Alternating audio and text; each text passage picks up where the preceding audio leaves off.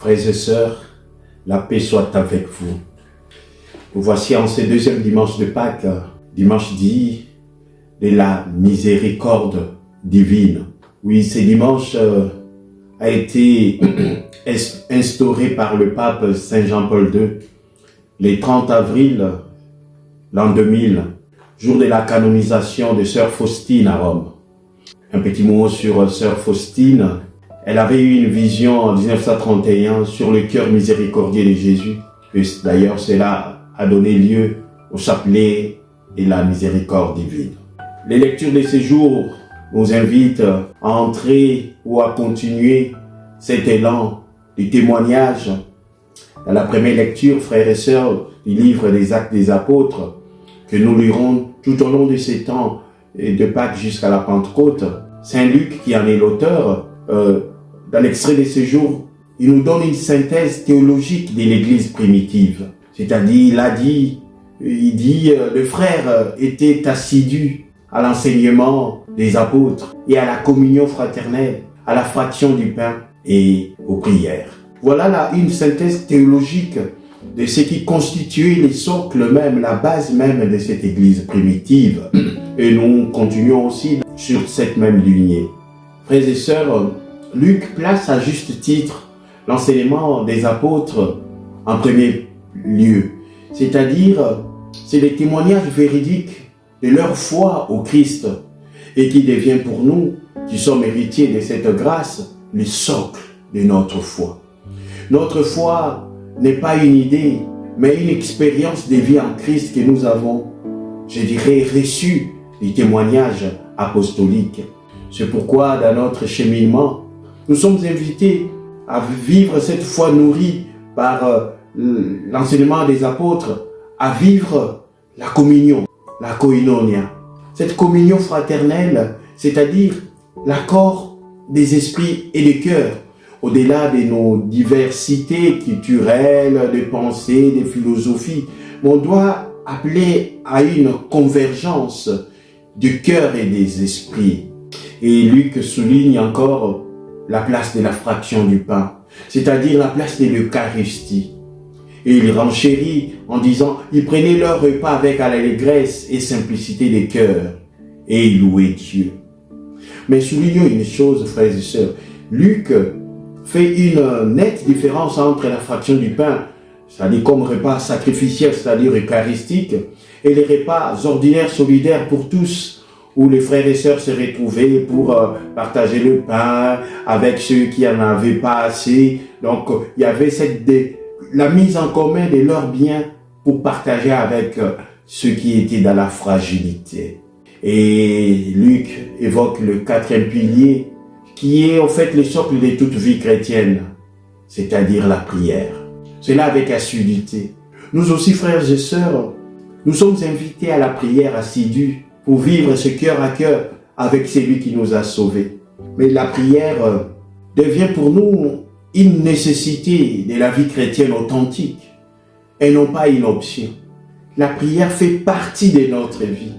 La prière nourrit notre vie.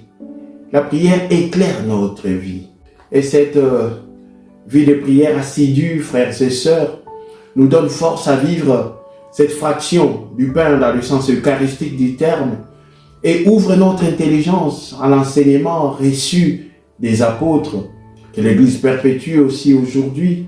Et cela nous met dans un double mouvement, comme nous dit Saint Pierre dans la deuxième lecture. Béni soit Dieu, le Père de notre Seigneur Jésus-Christ. Dans sa grande miséricorde, il nous a fait renaître pour une vivante espérance, grâce à la résurrection de Jésus-Christ d'entre les morts. Pour un héritage qui ne connaîtra ni corruption, ni souillure, ni vieillissement.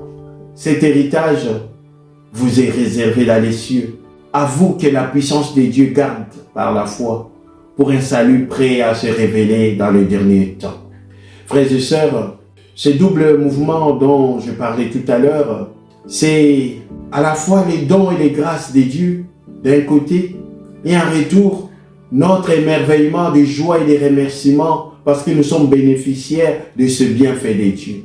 On reçoit et on remercie et on rend grâce. Et Pierre invite également ses destinataires confronté à toutes sortes d'épreuves, à demeurer ferme dans la foi et la persévérance. Il lie intimement la foi et la joie. Il appelle à la joie qui naît de la certitude du salut, ce salut qui est un don du Père, qui nous est assuré par la résurrection du Christ. Saint Pierre nous dit, vous pouvez souffrir un peu, mais vos épreuves, vos souffrances ne sont que temporaires pour la grande gloire qui vous attend. C'est-à-dire, nous sommes appelés à surmonter ces épreuves, à vaincre ces épreuves, à les supporter comme des marchepieds pour aller vers cette grande félicité. Et si notre vue de foi est tournée vers cette reconnaissance et action de grâce à Dieu, c'est parce que nous sommes appelés à nous bonifier, à grandir le jour le jour. Et la page de l'évangile de Jean, lui en ce jour, nous donne un des fondements de cette certitude de notre vie de foi. C'est-à-dire le Jésus de notre foi est bel et bien le même Jésus aussi de l'histoire. C'est lui qui a existé comme homme et il est Dieu.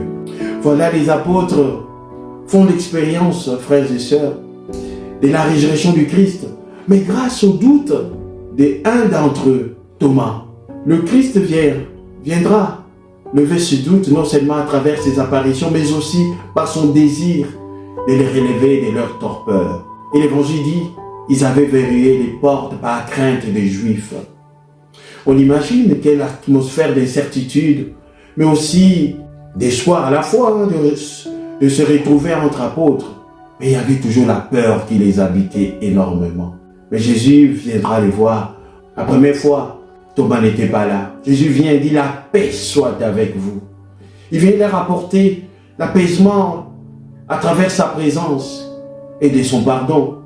Car il leur fait aucun reproche, aucune allusion à la défection lors de sa passion, parce que beaucoup avaient fui.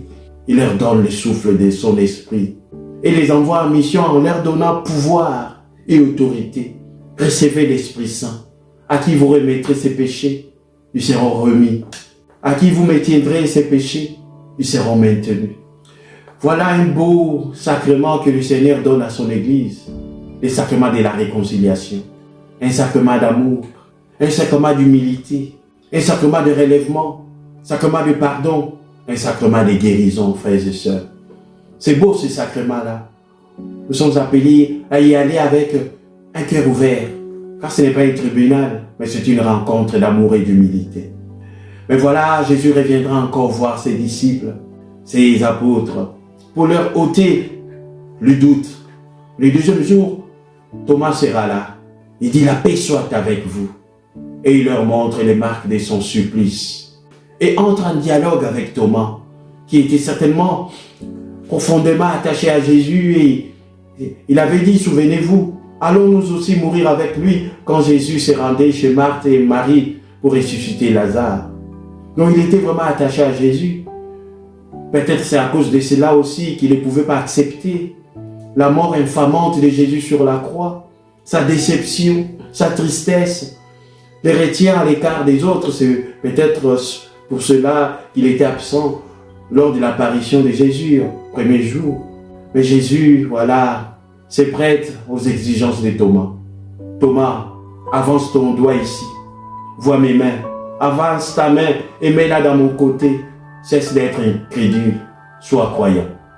Frères et sœurs, et on voit comment Thomas est immédiatement saisi par l'évidence de la résurrection. C'est pourquoi il proclame aussitôt, mon Seigneur et mon Dieu. Il lie la Seigneurie du Seigneur à sa divinité. Il est le premier des apôtres à dire, mon Dieu. Pierre avait dit, Seigneur, tu es le Fils de Dieu, le Messie. Mais lui, il dit, mon Seigneur et mon Dieu. Et Saint Paul le dira plus tard. Oui, soulignons aussi une chose. Je ne pense pas que Thomas a mis son doigt dans les plaies de Jésus ressuscité, parce qu'il avait cru quand il a vu. Et Jésus va lui dire, parce que tu as vu et tu crois. Puis pensant à tous ceux qui n'auraient peut-être jamais ce privilège de voir par leurs propres yeux, Jésus dit à nous tous aussi, les disciples de ces temps nouveaux, heureux ceux qui croient sans avoir vu. Il ne dit pas seulement à Thomas, mais à nous tous aussi aujourd'hui. Heureux sommes-nous si nous croyons sans avoir vu, mais pas dans la naïveté et dans la conviction. Voilà une belle béatitude, frères et sœurs, que nous pouvons mettre en pratique. Et à travers ces dialogues de Jésus et Thomas, avec Thomas, Jésus donne à chacun de nous, ou à chaque cœur de croyant, sa miséricorde, la miséricorde divine. Mais essayons de revenir encore sur les dons de la paix. C'est à nous aussi qui s'adresse par ces mots. La paix soit avec vous. Ces mots sont familiers dans la liturgie, frères et sœurs, mais nous en oublions parfois la portée. Pourtant, nous en avons vraiment besoin. La paix dans nos cœurs, la paix entre nous, dans nos familles, dans nos communautés, dans notre pays, la paix entre nations. Partout il y a des guerres, des conflits armés, la paix véritable. C'est bien la paix qui est la plus grande promesse de cette fête de la divine miséricorde. Cette miséricorde qui vient nous tirer de notre misère, parfois des tensions, des tumultes. Accueillons cette paix, frères et sœurs, et partageons-la. Au nom du Seigneur qui nous bénit, parce qu'il est le Père, le Fils et le Saint-Esprit. Amen.